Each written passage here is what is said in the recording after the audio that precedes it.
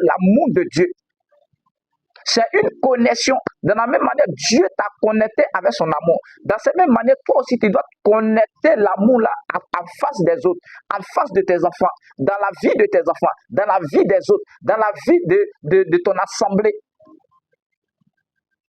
Ce n'est pas de faire avec la colère. Ce n'est pas de haïr tes enfants. Ce n'est pas de détester tes enfants. Ce n'est pas de punir tes enfants de sorte que non, tu ne peux pas t'occuper de, tu ne peux pas t'occuper de, tu ne peux pas relâcher, tu ne peux pas prendre soin d'eux.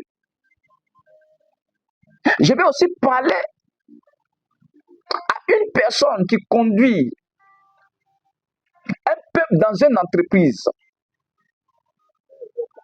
Lorsque tu conduis un peuple dans une entreprise, tu dois le faire avec un amour pur de Christ.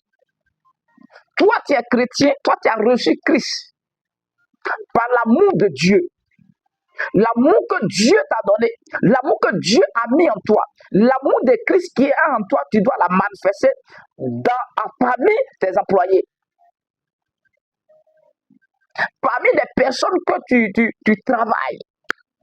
Ce n'est pas avec la haine, ce n'est pas avec la force, ce n'est pas avec, comment on appelle là, ce n'est pas avec la colère, mais c'est avec l'amour que tu puisses les encadrer. C'est avec l'amour que tu puisses les comprendre, tu puisses les faire comprendre. C'est avec l'amour que tu puisses les conduire.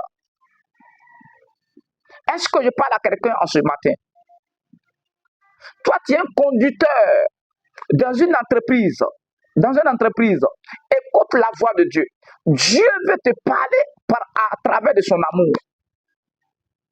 Nous ne devons pas faire des choses durement, de façon dure. Nous ne devons pas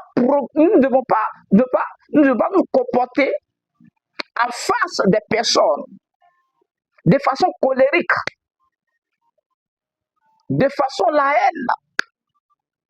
Mais nous devons faire par l'amour de Dieu pour que nous puissions avoir de l'impact, pour que nous puissions prospérer dans nos communautés, pour que nous puissions prospérer maintenant dans notre entreprise.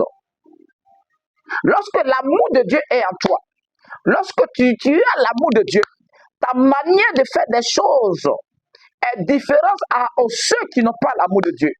Ta manière de parler est différente aux ceux qui n'ont pas reçu l'amour de Dieu.